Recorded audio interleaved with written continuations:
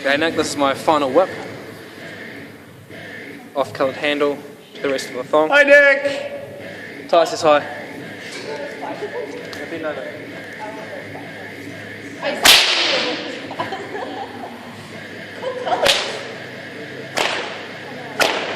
Yeah, why can't it case? No!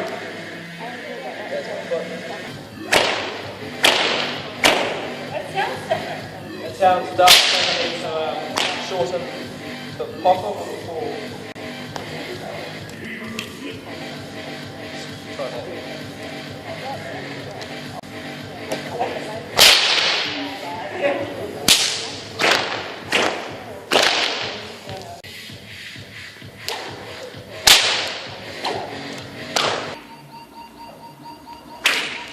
Damn it, now that you're videoing it, I can't do it. Keep that plane the same though. So bring your hand out as opposed to out and down.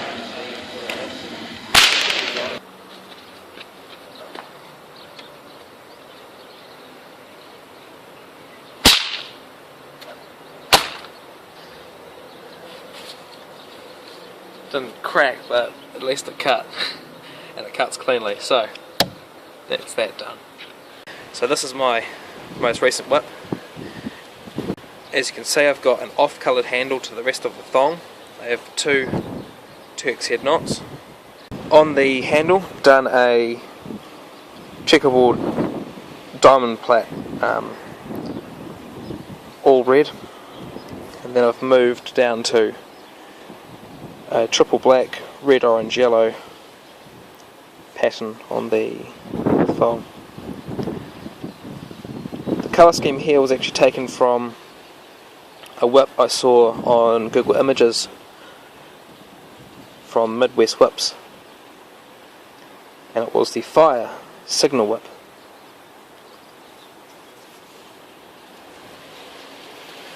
It is a 4.5 foot long whip, shot loaded core, two bellies, and the overlay, and it cracks rather nicely.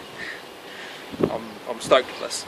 The only thing I would say about this whip, I've made mistakes throughout the last three whips I've made, and the mistake I made with this one is when I did my handle wrap, I took it past the point where the steel ends, so consequently the transition knot moves a little bit.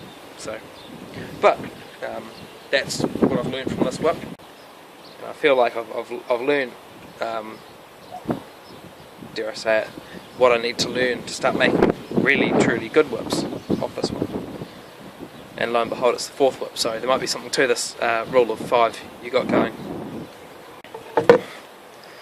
And that's what I was afraid of with light coloured paracord. It gets dirty much easier. And as you can see, it cracks rather effortlessly.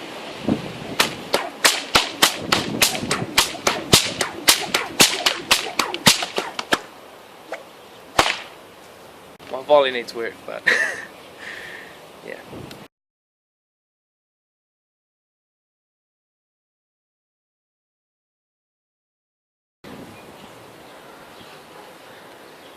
Woohoo!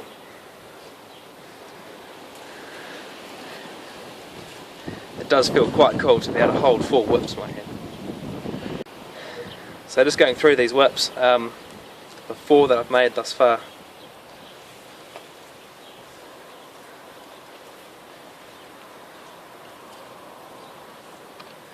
The 3-foot snake whip was the first whip I made, and it functions rather well. Cracks beautifully, and I can roll it up quite small. I made this whip to see if I had the patience to make whips at all. It turned out quite well. It's one of the better ones I've done, I think, in terms of the plating job. The heel knot was also one of my better ones, although because I didn't spray it with any sort of adhesive or dip it in rubberizer, the heel knot can turn. The paracord turns on the leather, but yeah, what are you going to do? So this one here I've made as a tester, and it's turned into my target whip for cutting cards out of people's hands, or for putting out candles. It's my accuracy whip because it's quite short. I can be more accurate with it. The second whip I made was the 6-foot Bullwhip.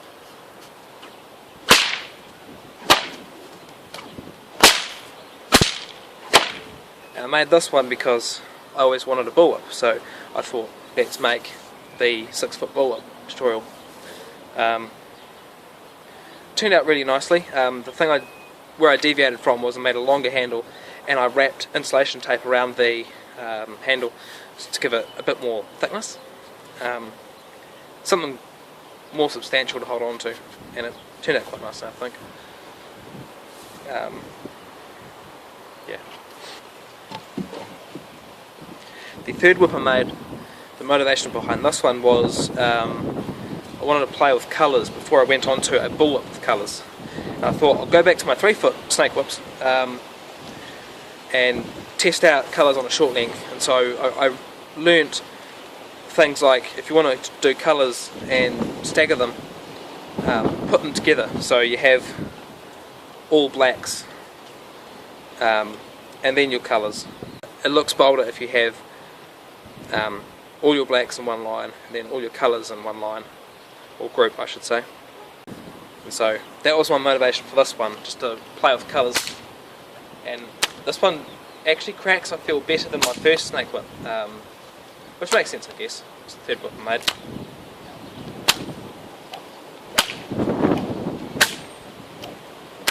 It cracks easier off a flick, and I can crack it quieter, so it wants to crack more naturally, I guess. And my final whip is the 4.5 foot bullwhip with multicoloured thong and off-colour handle. My motivation behind this one was the snake whips are good for indoor sort of close area work, whereas the bullwhip is really good as an outdoor prop. The problem is if I'm performing in an indoor environment that's quite expansive, the snake whip is just adorable. It's tiny. Really good for target work, but not so impressive in a crowd. Whereas the 6-foot bullwhip is a bit too big. I can't do the cattleman's with a standard height ceiling or a high ceiling. Whereas the 4.5 foot, I can still cut roses and spaghetti and various other things, cards and whatnot, but I can still be accurate. And because it's just long enough to pass as a legitimate bullwhip, it'll look impressive. The thing I'm most proud of though is how easily this whip rolls out. It just wants to, okay, I'll roll it the right way, the way it wants to roll. This whip rolls out beautifully, much better than any of my other three. So that's what I'm most proud of with this whip. That and the off-colour handle.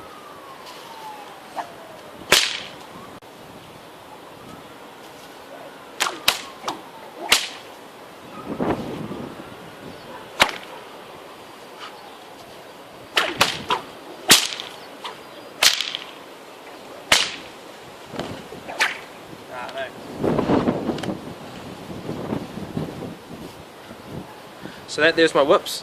Thank you for your time, thank you for your effort involved in making your tutorials, because I now have 4 whips that I wouldn't have otherwise been able to make. As it happens, another one of my friends has expressed interest in making a whip for her friend. So that's 6 whips you might be making indirectly. So thank you.